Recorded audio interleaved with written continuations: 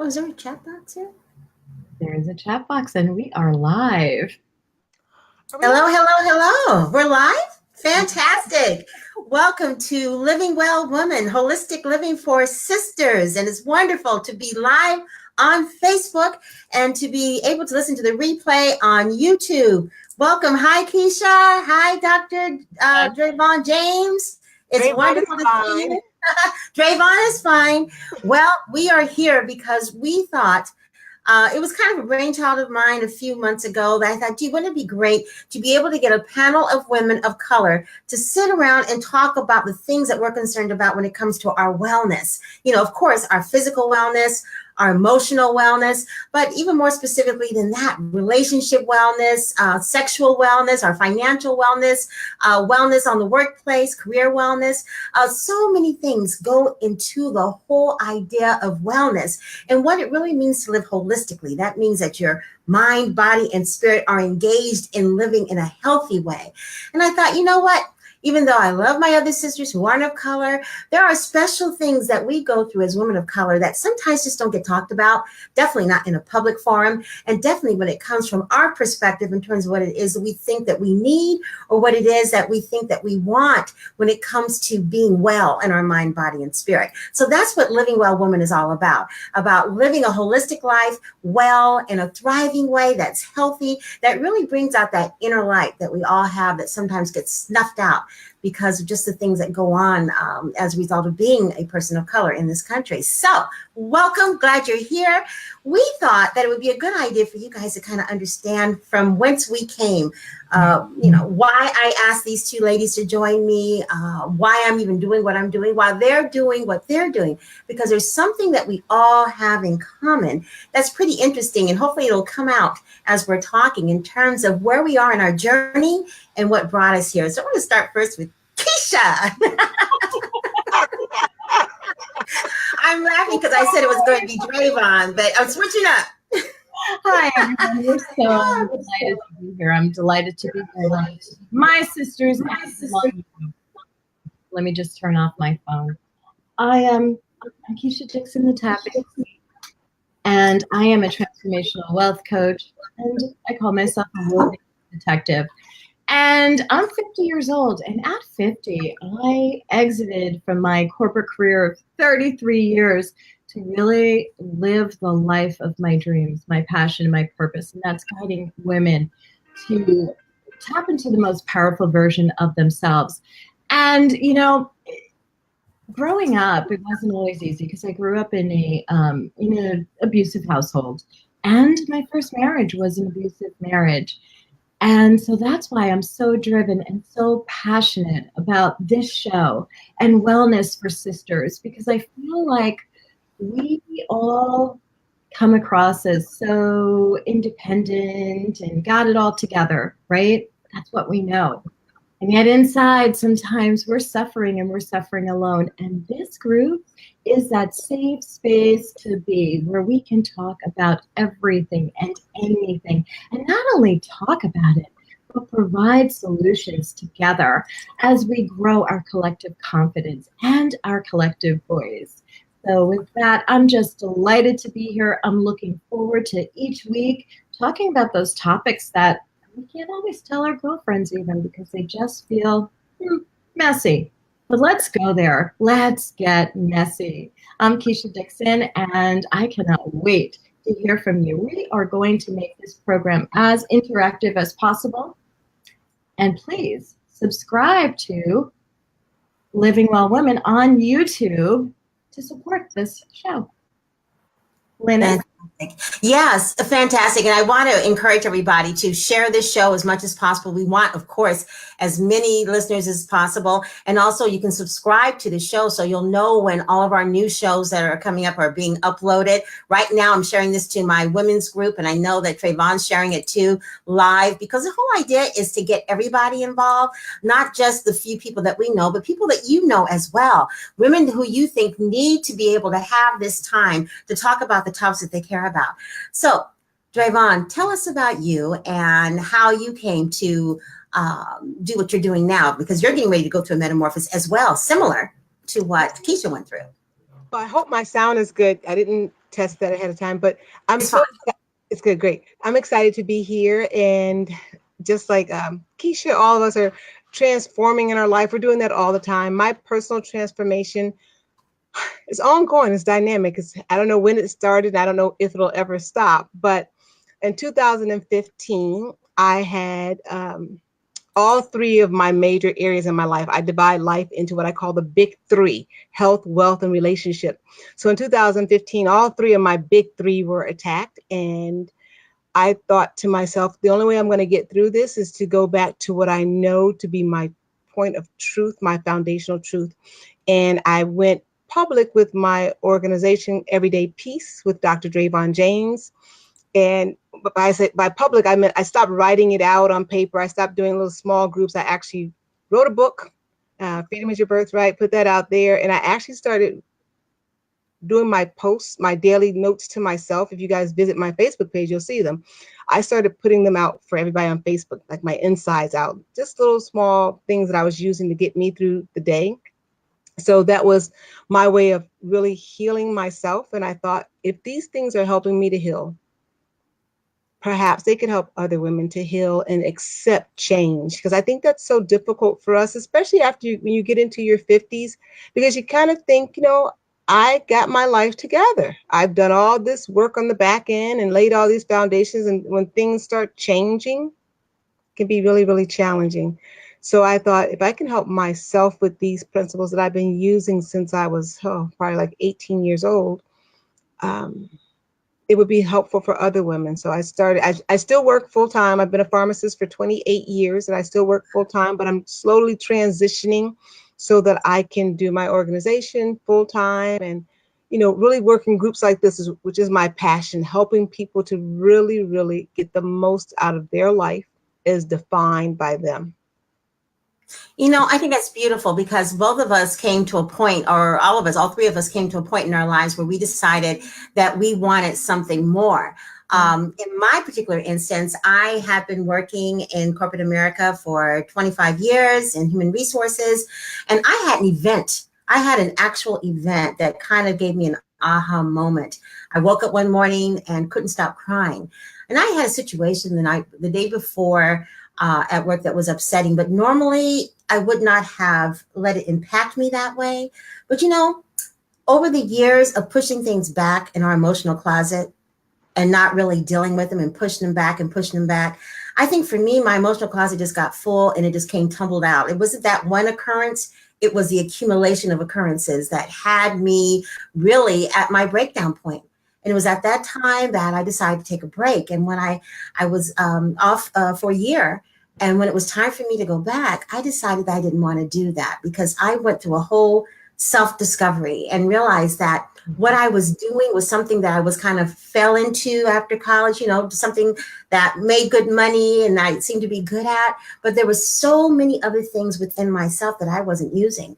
So at 51, 10 years ago, I actually left all of that, left the so-called American dream and decided to build the business that I have now. It's been 10 years and it's been a journey and it hasn't been a perfect journey. But I have to say, I have found a sense of inner peace and joy that I've never experienced before. When I first started my business, I had been diagnosed with an anxiety disorder. And I don't have those symptoms anymore. I might always have the disorder, but I don't have the symptoms. And a lot of that has to do with the fact that I'm living a life that doing things that I want to do and pursuing my passions and finding a way to make that work for me and making the main person that I answer to is God and not everybody else outside, and being less interested in what people think of me and being more interested about, what does God think of me? I mean, it took me 10 years to get there. Well, no, not. But the first step was making a decision that I had to make a change because I was miserable and living a life that I didn't even know that I was miserable over. Because as one of my girlfriends told me when I told her how I was feeling, she's like, "Girl, are you crazy?" she's like, "Look at your life, look at your house, your husband, your kids, your job, blah, blah, blah." But that was all outer stuff. It wasn't about, look at me and how I'm feeling. You know what I mean? It got to a point where I knew I needed to make a change. What was your aha moment, Keisha? What really made you decide you wanted to make that change? Yeah, I've had moments, and one of them was earlier this year. I had been working on creating my business while working in corporate, and one day this year in April, I woke up and I knew that I deserved happiness. And while this corporate job was a blessing and a blessing for my family and allowed me to live the so-called American dream, it wasn't filling my purpose. It wasn't filling my passion. And like you, Lynnis, it was something I just kind of stumbled into. Um, and I woke up and it was like every fiber of my being knew that I deserved happiness. And I wasn't even sure if I was ready, but I knew I had to do something. And it's interesting because once I created that space and took leap, that leap of faith by exiting corporate months before I thought I in my head that I would have, all of a sudden these amazing opportunities opened up. I started getting like the best clients ever, clients that I absolutely adore and that absolutely adore me. And yeah, that was my aha. Like, you deserve to be happy. I was running around looking for all of this evidence that I would be able to support myself and sustain my family through clients and working so hard. And all the evidence I actually needed was, I deserve happiness. Yes. Yes. It's interesting because Dravon, maybe because you're at this stage now where you are still employed, working for someone else, but you're getting ready to make that transition. And don't you find sometimes people look at you crazy, like, why would you do that? You have a great job, in their estimation, you have the American dream, or, the Black girl's American dream, husband, beautiful children, nice home, great job. That's the Black girl's dream, right? Yeah, I think it may be everybody's dream to have those things, but how you obtain those things, you want to obtain them in truth. And when I leave that job to embrace my life's purpose, that will still be a job too, but it will be something that I'm passionate about. And I think that's the key thing, is feeling that confidence and feeling that worthiness and feeling that sense of, I guess, mostly confidence that you can really do this. But there's a phrase that I'm reminded of when I say that I often hear, is that when the pain of remaining the same exceeds the pain of change, you'll change. And I think, in corporate America, I've been at this career, this is going into my 29th year, and I realized that I've taken it as far as I can take it. And really, I've always known, I wasn't one of those women who was searching for what I wanted to do. I always knew what I wanted to do. I just maybe, for whatever reason, had that block as to whether or not I could actually do it. Right, and right. I think out of tragedy, so many wonderful things happen, right? They say growth happens in the valley. Out of tragedy, when I stood there, I say naked before the Lord, I'd lost health, wealth, and relationship. What else is there? And when all three of them were plundering, it made me say, if not now, then when? And that's true. And if not me, who? And I mentioned the whole Black girl's dream because you're right. That's every woman's dream, I guess. But in particular, in people of color's community, there is this thing about attaining what we think is the equality of whatever's going on in the other communities that aren't of color. And I think that we are at a stage in our lives, or in this particular stage of time, not just in our lives, but in general, where women of color are beginning to step out and define what their American dream truly is for them. And the one thing I think that three of us have in common that's really interesting is that we began to make these changes in our 50s. I was at 51, that was 10 years ago, and Keisha's 50, and you'll be 51, and you're making the change. She's made the change. What is it about the 50s, you think, that makes that maybe we wanted to make that change at that particular time? Yeah, I think at 50, here's another phrase. I'm big on phrases tonight, but the joke is over. Okay. You guys know that phrase, the joke is over? So like in your 40s, you're still believing if you could do one more thing to please one more person, then your life would just be fine. And I think at 50, you kind of realize, woo, I've passed the halfway mark, and I've given so much of myself. They're still not happy, and I'm not happy. Right.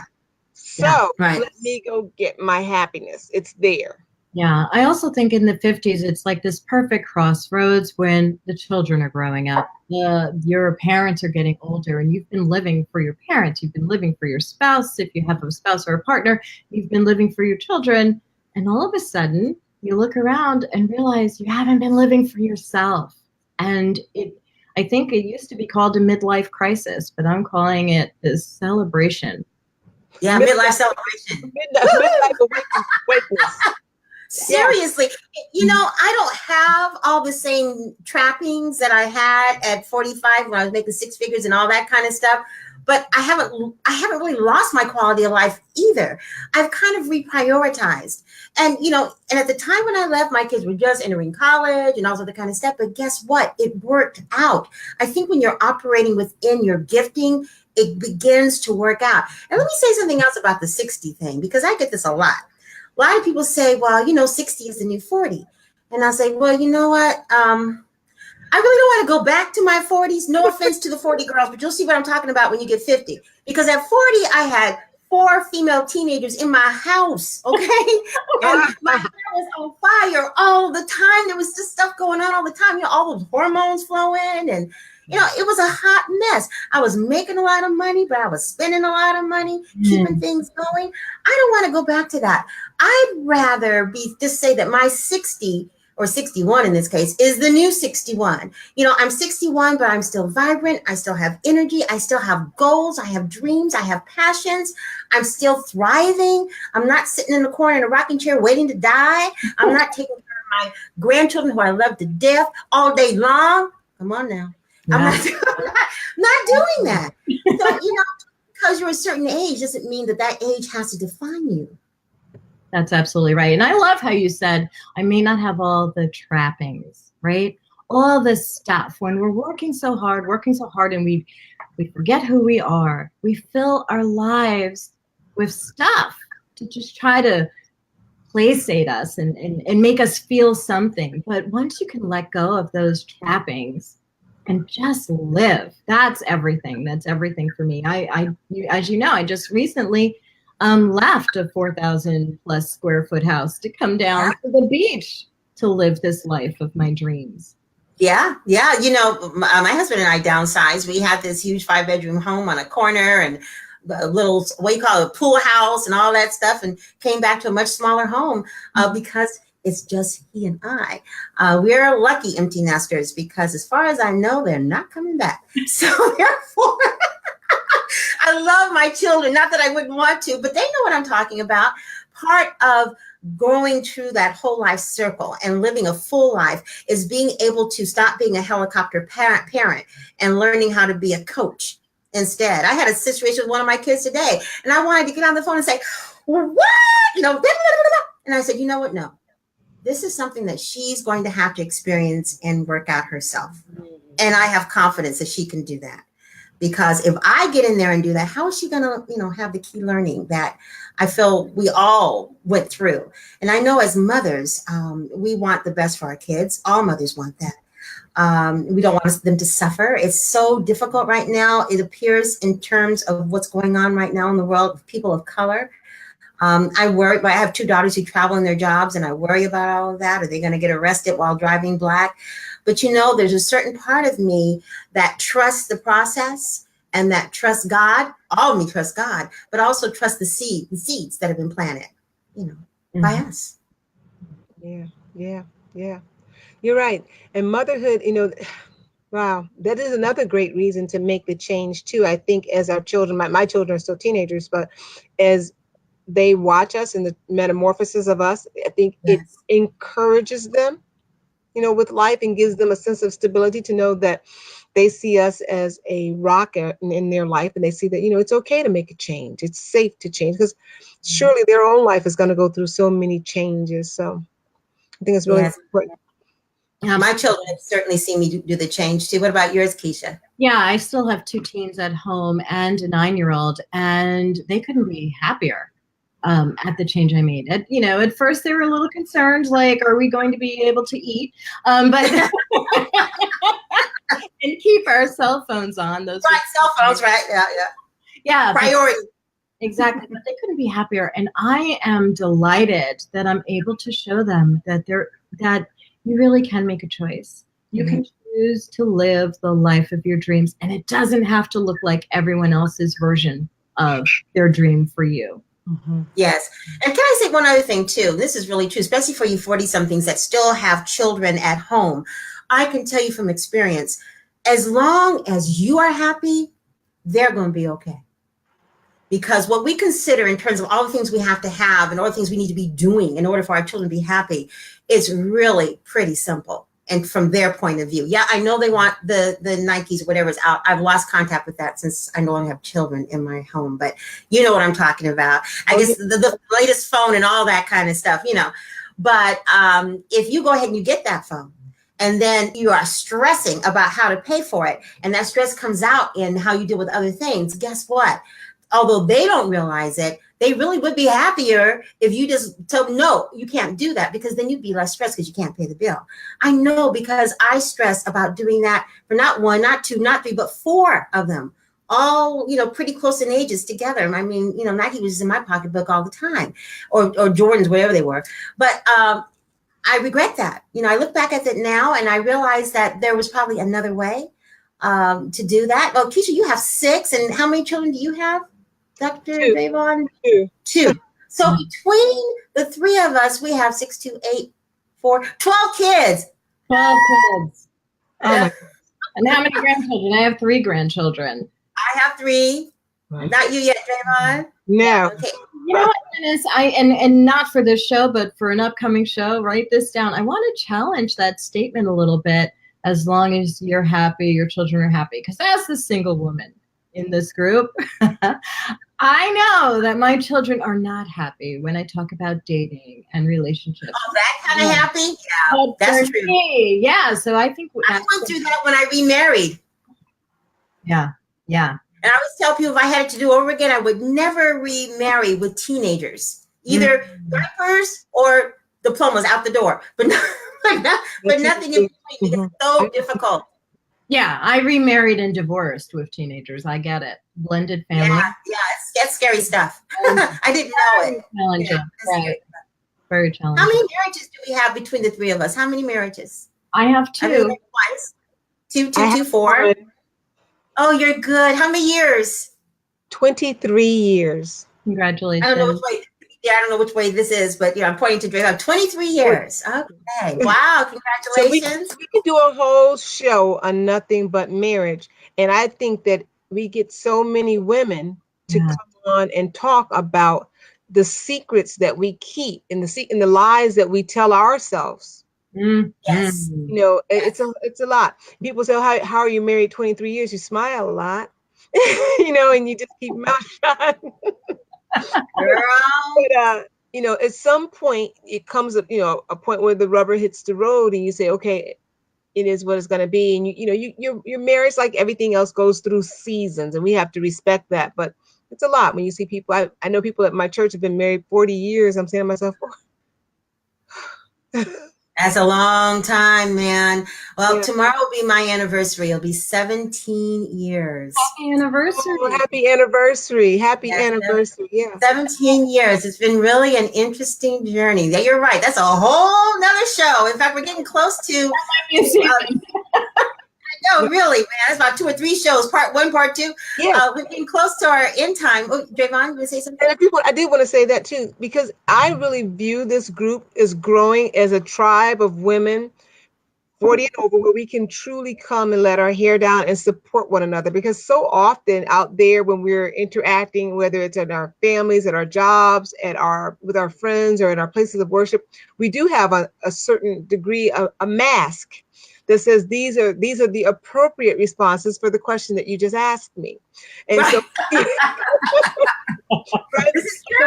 we keep the part that just pull our hair and scream and say, I just wish somebody would listen to me or understand me, or where is another woman to give me some guidance, or it is exhausting because we really don't have a place that we can go to. And you know what? And to talk about something else real quick that we want to talk about is what our experiences were like in working in corporate America. One of my other daughters had an experience just the other day where her manager said, well, if you would use common sense, and she just outdone with that because she's not used to being spoken to like that. And that was a test. You know, okay, how are you going to deal with that kind of a thing? Because she felt that it was definitely racism. And given what she's told me about this person, it probably was. So how do you deal with that kind of stuff? Still keep your job and your dignity. I mean, because we got to pay our bills. And we can't quit every job where there's a racist. So you got to figure out how to maneuver that. Yeah. But still be true to yourself and not go crazy like I did after 25 years. And it's a balancing act. How do you do that? And I would like to talk about that. I would like this to be a place that's a safe place, but also a place of healing. Between the three of us, we've got years and years of experience working for, you know, the establishment, I'll call it. And then we have some years of experience of working for ourselves. And I think there's some wisdom there that we should be sharing. But the other thing is I'm hoping that we will get a chance to hear from you and learn from all of you. I could see that there were some people in the chat, but I think, Keisha, you can see it better than I. We're still figuring out this technology. But one thing we want you to do is to go and subscribe on our YouTube channel. And there's the link right there. It's http:/livingwellwoman. Please go ahead and subscribe. We're trying to get at least 100 subscribers by tomorrow because then we can get a dedicated URL. And this show isn't going anywhere. We want to grow it. We want you to grow with us. Please share this show with your friends and family and other women you know care about wellness. What are we talking about next week, guys? Secrets. Secret. Yeah, I think we I don't know what's coming on. So, right, we're talking about secrets. We're talking because we got to get to know each other, and you don't want to enter a new friendship with a whole bunch of baggage, right? Okay. We'll talk about those. Right. Open up with those things, and I would love also to get viewers to put on when they go on or somewhere type in topics that they're interested in too. I really would like this to be a tribe of women where we come together and we really get to know each other and can rely upon each other. I know we're Facebook Live and we're going to get bigger and bigger, but we're only really going to get like-minded people people who really are interested in growth and development. And we're all and you know what? I just thought of the big secret I'm going to share next week about myself that only my husband knows. And my kids kind of know too. I can't wait. But I'm going to do it. I can't wait. But just secrets in general, you know, we hold secrets for our family. We hold so many secrets, they weigh us down. We hold secrets. Mm-hmm. That's absolutely. Yeah. Well, they do say the truth will set you free, right, ladies? Very well. And everybody, if this show resonates with you, please let us know. Be kind in a nice way, but let us know. And go onto our channel and subscribe to the channel. We really want to hear from you. We also want some ideas on topics, and we probably will have a guest from time to time too. So let us know the kinds of topics you want to hear about from a perspective of a woman of color, and we want to put that on. Thank you. Thank you, everyone. Thank you. Keisha, this will be on our YouTube site in a little bit, right? Yeah. Yes, we're going to be uploading it in just a little bit. That's right. And please go and subscribe, because when it goes up, if you miss the show, it will still notify you. You can still see the show anyway. But every Thursday, at what time, ladies? What's the time frame next Thursday? 7? We can do 7. 7 o'clock Standard Time. 7 o'clock Eastern Standard Time, 4 o'clock Pacific Standard Time. We'll be right here. Living Well Woman live on Facebook. Thanks, ladies. Thank you. Thank you. Bye. Bye. Take care. God bless everybody.